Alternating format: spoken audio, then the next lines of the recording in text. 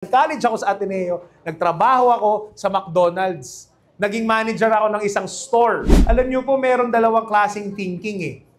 Yung mga ibang tao, they think small, kaya hindi sila nagtatagumpay. Losers, this is what they say. This is my role only. Ay, ito lang yung role ko, ito lang gagawin ko, hindi ko naman trabaho yan, sa iyo yan, bahala ka dyan. Eh, yung mga tao hindi nagtatagumpay. But there is another kind of thinking wherein people are big thinkers. Big thinkers, they say, I contribute to the whole. Meron akong ambag dito at yung ambag ko makakaapekto sa lahat. And this is what I want you to do. I want you to transform your thinking. Alam nyo, saan ko natutunan ito?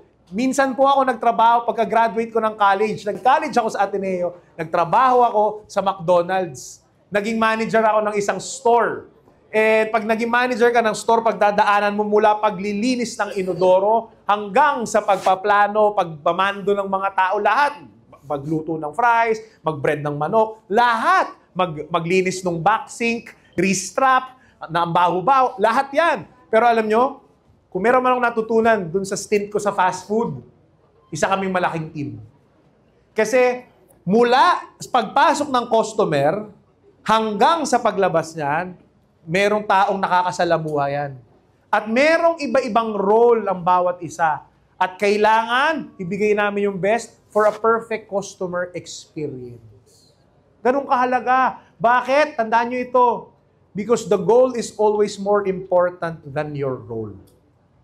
Walang pwedeng makapagyabang sa atin dito, ang pinakamahalaga dito, akong presidente ng kumpanya. Akong pinakamahalaga dito, ako sales manager. Akong mahalaga dito kasi ako yung technician, nagkakabit ng linya. Akong pinakamahalaga dito, ako kasi yung agent. Kasi ako nagpapasok ng pera dito. Ay, tandaan nyo ito.